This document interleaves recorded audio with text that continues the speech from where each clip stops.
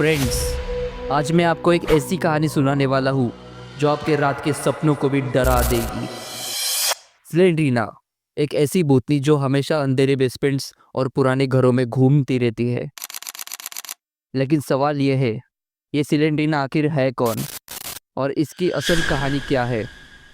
चलो शुरू करते हैं स्लेंड्रीना की कर्स स्टोरी से। स्लेंड्रीना असल में ग्रैनी की पोती है। ग्रैनी की बेटी एंजेलिन और एक अजीब आदमी की बच्ची।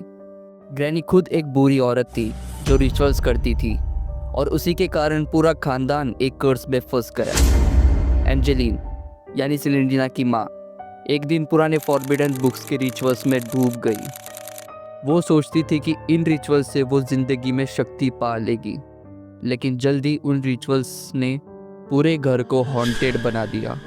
कर्स ग्रैनी से शुरू हुआ था, वो अब स्लेंड्रीना तक पहुंचने वाला था। बचपन में स्लेंड्रीना एक नॉर्मल लड़की लगती थी, लेकिन उसके आसपास हमेशा अजीब सा डार्कनेस होता था। जब वो सिर्फ 7 साल की थी, उसे एक ऐसी बीमारी हो गई जिसका इलाज कोई डॉक्टर नहीं कर पाया।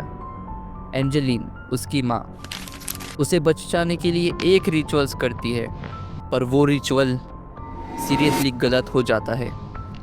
स्लेंड्रीना की जान बचने के बजाय उसकी रूह फंस जाती है अंधेरों के साथ। उसका चेहरा पीला और डरावना हो गया, आंखें काली हो गई और उस दिन से वो इंसान नहीं रही।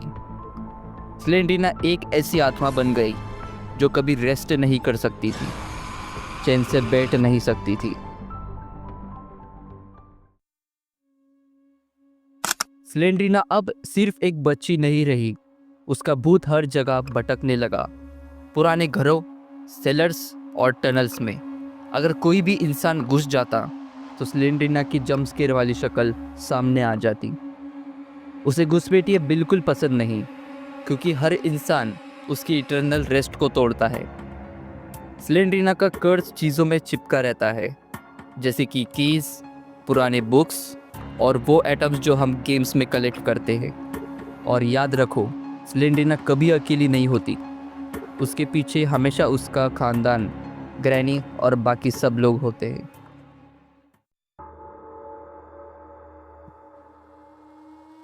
तो दोस्तों, स्लेंड्रीना एक रैंडम भूत नहीं है, ये एक कर्स फैमिली की कहानी है जो हमेशा के लिए गेम्स के अंदर फंसे हुए हैं। इसलिए ग्रैनी, इविल नन और स्लेंड्रीना के गेम्स एक दूसरे से कनेक्टेड लगते हैं। अगली बार जब भी आप स्लेंड्रीना का पेल चेहरा अंधेरे में देखो, याद रखना, तुम गेम नहीं खेल रहे, तुम उसकी कहानी के अंदर घुस चुके हो। और जब उसकी नज़र तुम पे पड़ जाती है, वो कभी तुम्हें छोड़ती नहीं।